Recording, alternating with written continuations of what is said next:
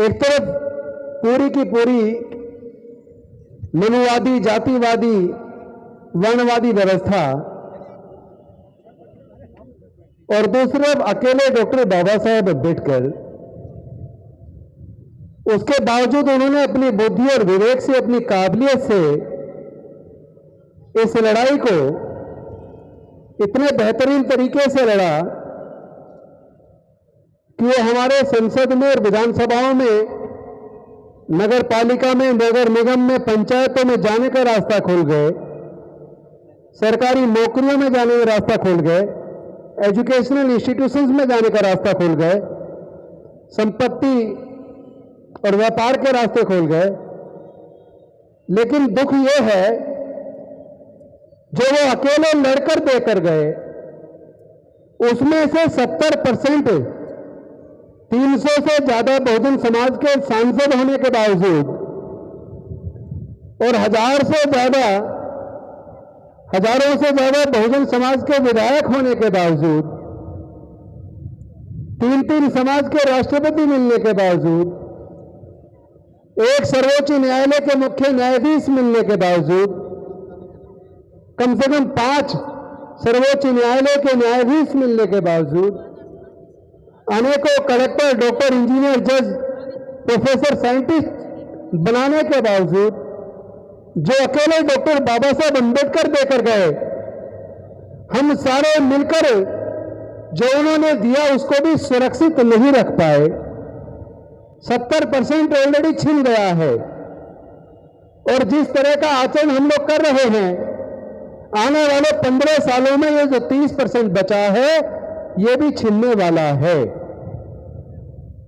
125 साल पहले जब डॉक्टर बाबा साहेब अम्बेडकर जी ने स्कूल में एडमिशन लिया तब भी वो घड़ा नहीं छू सकते थे और 125 साल बाद भी आज भी घड़ा छूने पर एक छोटे से बालक इंद्र मेघवाल की हत्या हो गई, मूंछ रखने पर हत्या हो रही है, मंदिर प्रवेश पर मूर्ति छूने पर हत्या हो रही है, घोड़ी पर बारात निकालने पर हमले हो रहे हैं।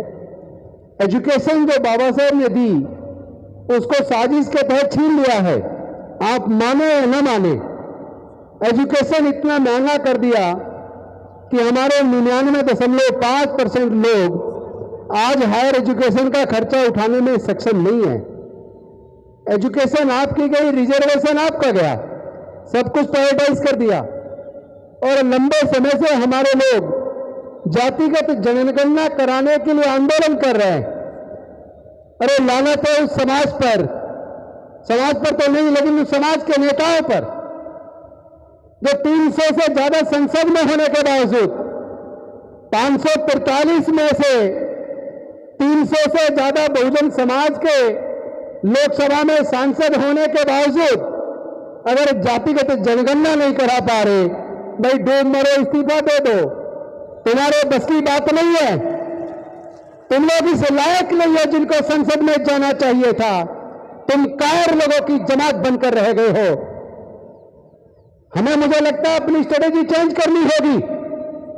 सर्वोच्च न्यायालय का न्यायाधीश बनने के बावजूद, MP, MLA, मंत्री बनने के बावजूद बाबा साहब के दिए हुए सारे हक अधिकार हमारे हाथ से छीनते जा रहे हैं, हम उसको बचा नहीं पा रहे।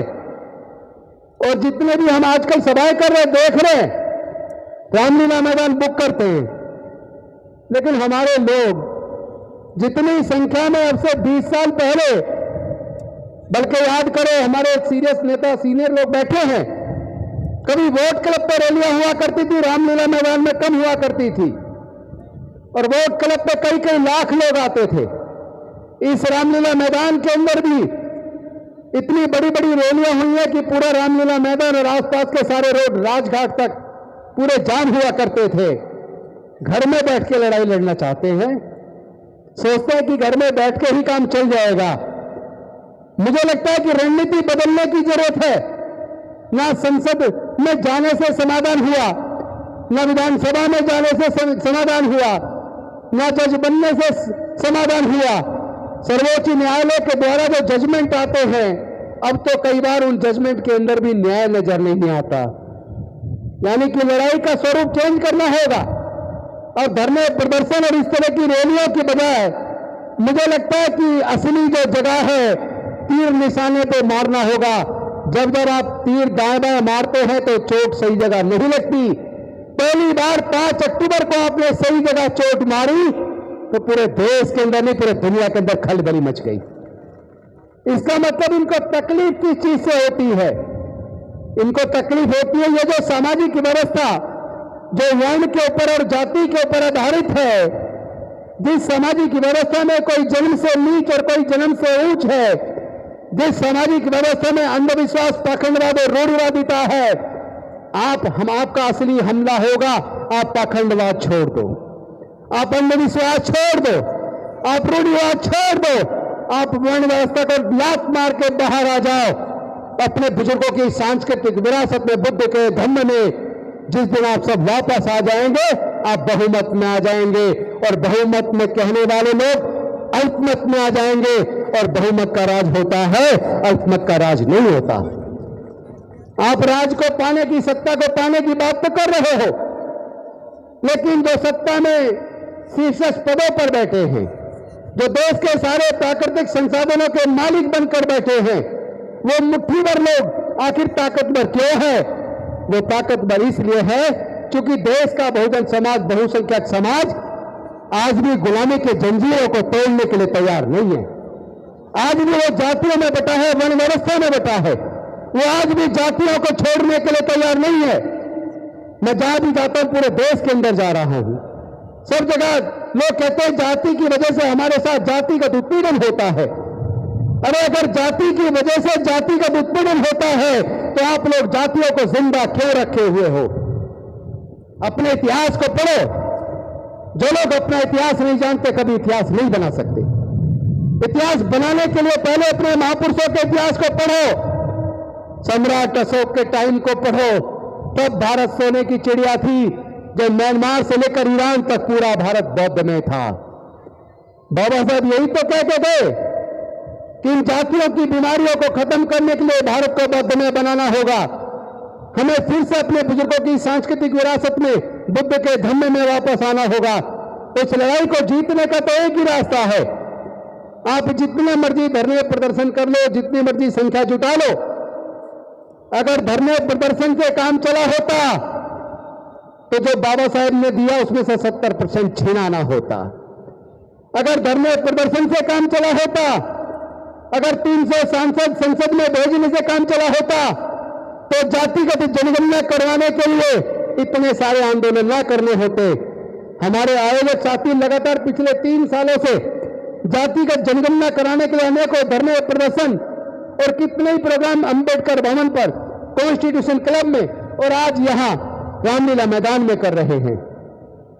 मुझे लगता है कि अब इतनी ताकत रामलीला मैदान में, अंबेडकर भवन में या कॉन्स्टिट्यूशन क्लब में लगाने की बजाय पूरे देश में भ्रमण शुरू करो और जो सांसद संसद के अंदर बहुजन समाज के बैठे हैं उनको उनके घरों में कैद कर लो।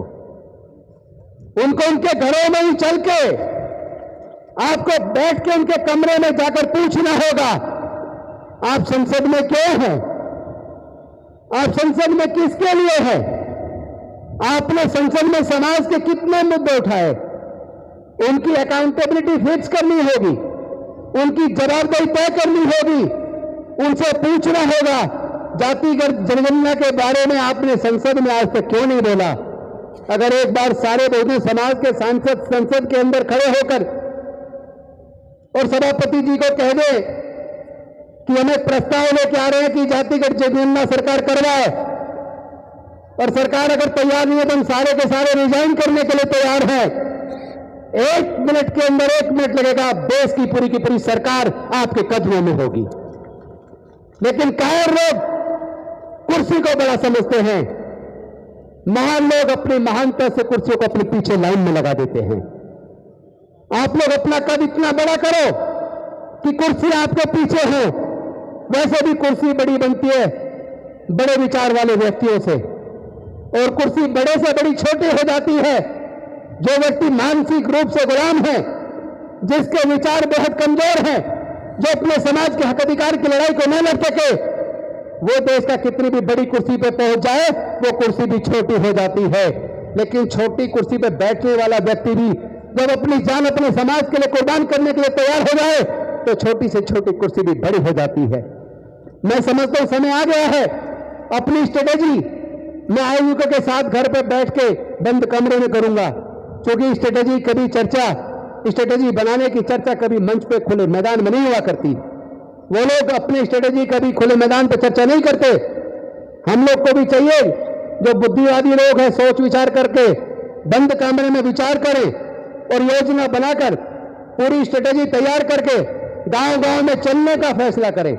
हमें गांव-गांव में कॉलोनियों में जाकर अपने लोगों को तैयार करना होगा, क्योंकि हम इतने सभा करते रहे, इतना पैसा इसमें लगाते, इसमें पैसा ज्यादा लगता है, रिजल्ट कम आता है। लेकिन गांव-गांव में जाने में अगर आपने किराए में पैसा खर्च कर दिया, याद रखिए 1-2 साल के अंदर रिजल्ट इतना होगा 2024 के अंदर आपका डंका बच जाएगा। अपनी ताकत को पहचानो।